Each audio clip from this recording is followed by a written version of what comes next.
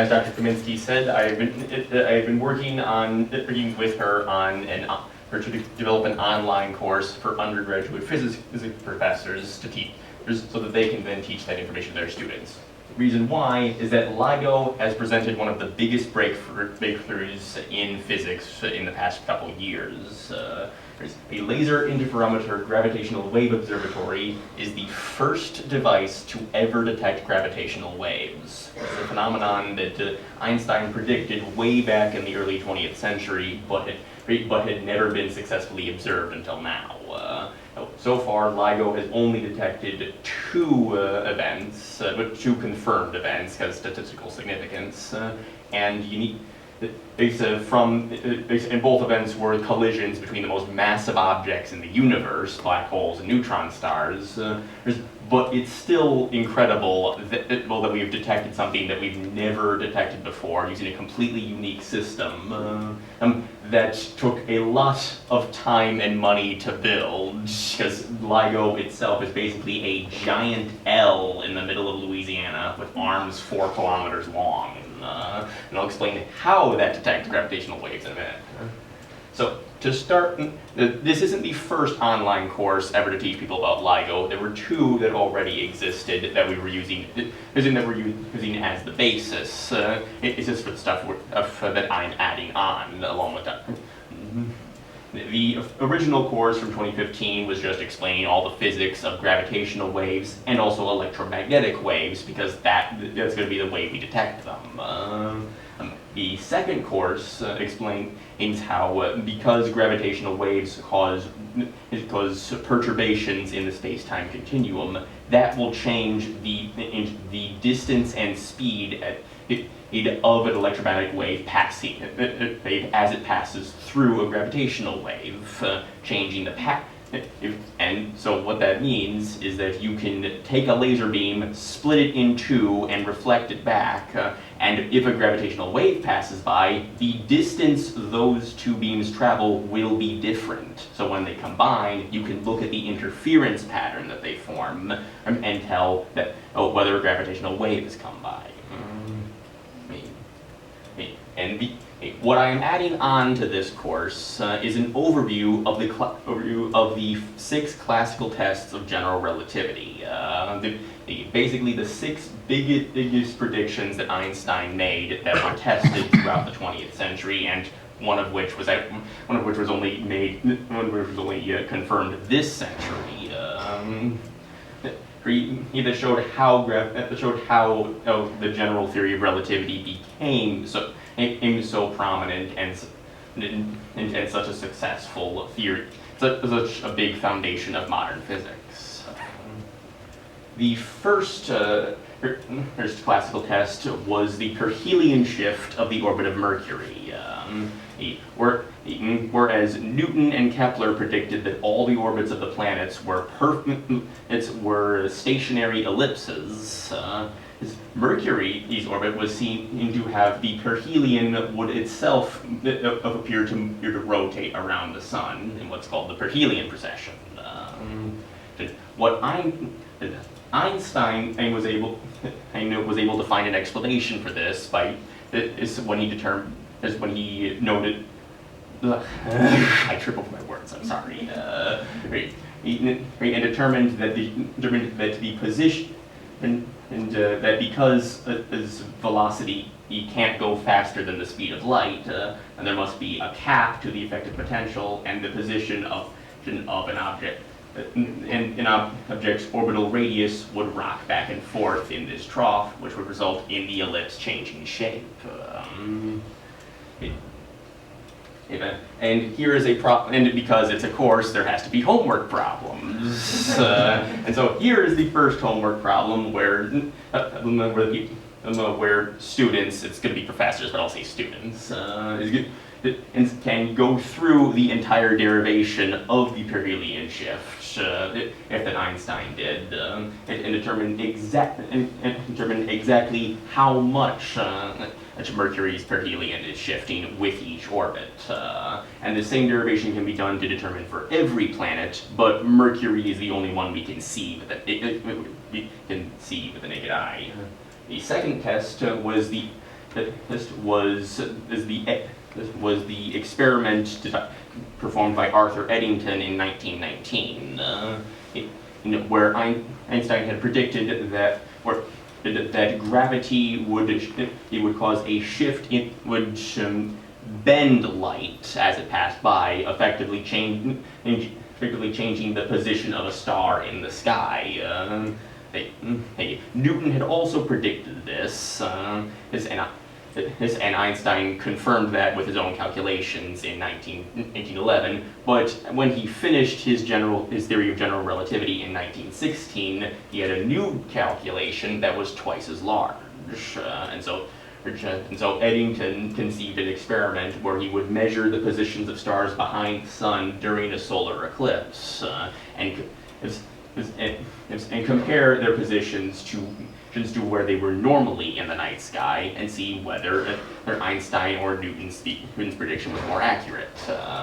Einstein's was the correct calculation. There were several difficulties measuring this thing with 1919 technology when there was also some bad weather. But several follow-up experiments were performed throughout the 20th century that said the exact same thing. And here is the second homework problem, where students will be able to compare the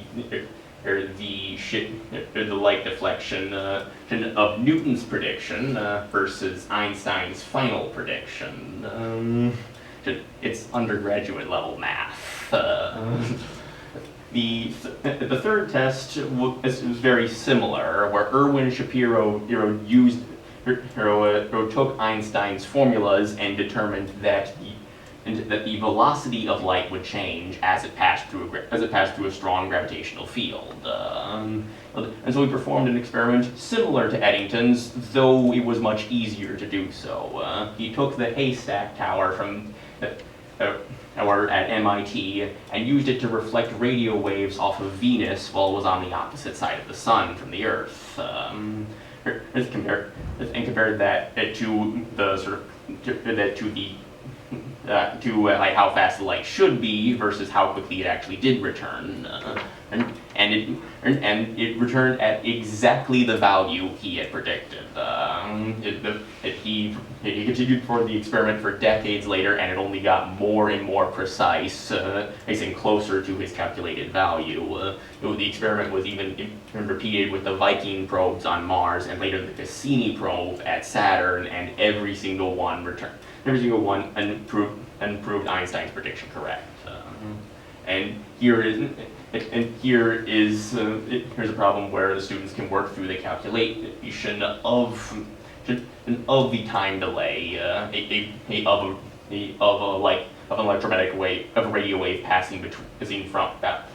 a radio wave bouncing off Venus and back to Earth.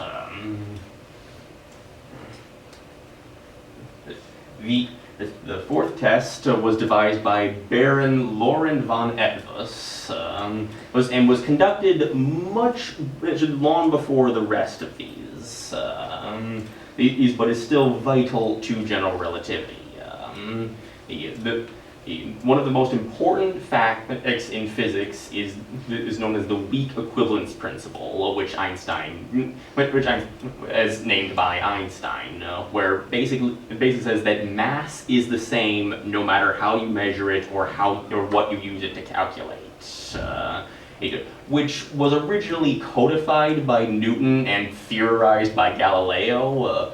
But it was only postulated back then. No one had ever devised a test to prove it until Ettus, who did so at the same time that Einstein was writing his theory of relativity. How it would work, what he planned to do was prove that the mass used to calculate inertia and gravitational force had to be the same. So to do this, he devised a wooden rod that would be hung from the ceiling by a string with two different masses on either end. The masses would balance, and there would be a mirror reflecting a light beam onto the wall. It was already clear that the gravitational forces would balance, otherwise the thing would fall over. So if the inertial mass was the same as the gravitational mass, then the centrifugal force on the masses caused by the rotation of the Earth would result in the rod remaining stationary. If the centrifugal masses and gravitational masses were different, the rod would slightly rotate, and you would see the light beam move across the wall. It never moved. They repeated the experiment over, and it took like years to conduct this experiment with the extreme precision that they did. It indicated that inertial mass and gravitational mass were in fact the exact same thing, and it had finally been proven, instead of just assumed like it had always been. And here is the derivation for the principle that gravitational mass and inertial mass were proportional, because the test technically only proved they were proportional, but we know now that they were in fact exactly the same. The next test was only conducted this century using gravity probe B. Basically, Hans Thering and Joseph Lenz took all the data and theories that Einstein had put together and determined that the Earth, as it rotated, would actually pull space along with it. And this was yet another thing they could test for Einstein's theory. The problem was that the actual prediction they made was on the order of magnitude of 10 to the negative 18 radians per year. Nothing could detect that. It wasn't until Everett and Fairbank finally devised a possible way to detect that in the 60s, using a magnetic superconductor as a gyroscope. And we didn't have the technology to build that until the 21st century, leading to Gravity Probe B's launch in 2004, and the data finally getting published in 2011. And the probe itself is basically a 9-foot-tall thermos bottle kept at 2 Kelvin during the entire time, with two superconductor gyroscopes that hold the Guinness World Record for smoothest object ever created by man. It's basically 2 marbles with aberrations only 20 atoms tall. And they observed those spinning marbles rotate very slightly over the course of years, which indicated that space was moving around them. The actual amount they moved is equivalent to the width of a human hair as observed from a quarter mile away. It took a very long. Yeah, this is one of the most sensitive things ever built, and they got their final result within 19% of the prediction. This problem's a little different. It's basically a research assignment because Gravity Probe B measured what's called the frame dragging effect, and along with the geodetic effect, because while you're building this, you might as well test as many things as you can with it. And so students need to look up the values that were measured and compare them. The final test of general relativity was the binary pulsar PSR 1913 plus 16. It was the first binary pulsar ever discovered, and it won Hulse and Taylor the Nobel Prize in physics in 1993.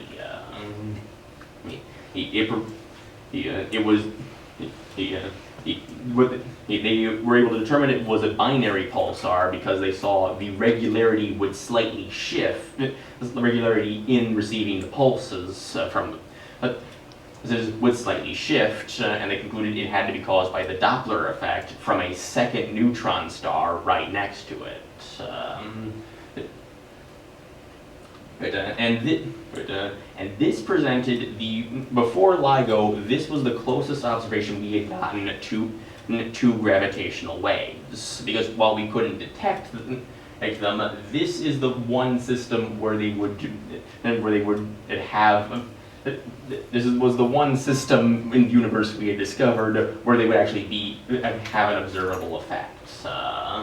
Because Einstein predicted that a system like this would give off gravitational waves, which would decrease the orbital period between the two pulsars as they got close, as energy left the system, and there was no other way for it to leave the system.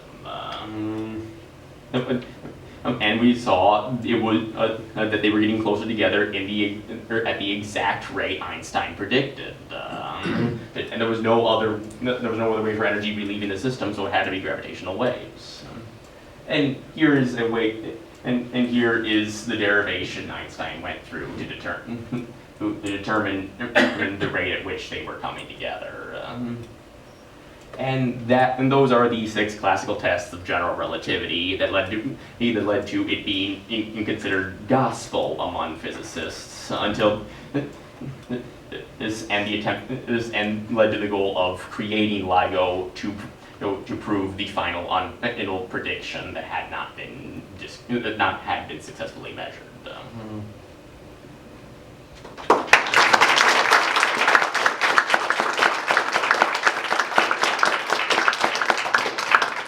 So do we have any questions for Sean?